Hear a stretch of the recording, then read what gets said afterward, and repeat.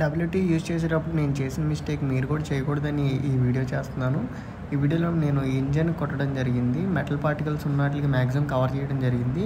కాకుండా నేను ఇంజన్ కూడా లైట్గా నట్స్ దగ్గర, స్క్రూస్ దగ్గర రస్ట్ ఉందని చెప్పి అక్కడ కొట్టడం జరిగింది. త్వరగా తెలిసింది ఏంటంటే, నేను కొట్టింది కొన్నిట్లకైతే పర్వాలేదు అనిపించింది, కానీ చివరికి చూసినట్టయితే నేను చాలా వరకు రిగ్రెట్ ఫీల్ అయ్యాను.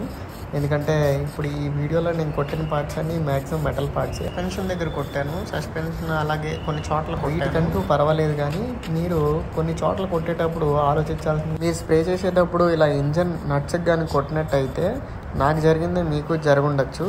ఇలాగ స్ప్రే చేయడం వల్ల డస్ట్ పోతుంది, కానీ ఇంజన్ అనేది హీట్ అవుతుంది అనమాట. మనం స్టార్ట్ చేసినప్పుడు మనకి ఇంజన్ హీటింగ్ అనేది తెలుస్తుంది కాబట్టి ఆ ఇంజన్ హీటింగ్కి అది ఉన్న లిక్విడ్ అనేది కాలి పొగల కింద వస్తుంది. చూసినట్టయితే ఇక్కడ పొగల రూపంతో వచ్చిందనమాట.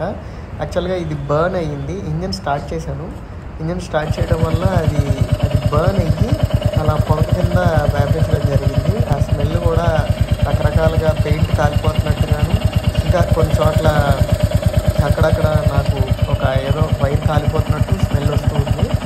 చూసినట్టయితే దీనికైతే సొల్యూషన్ ఒక క్లాత్తో తుడిచిన తర్వాత నాకు కొంచెం పొగ తగ్గినట్టు అనిపించింది.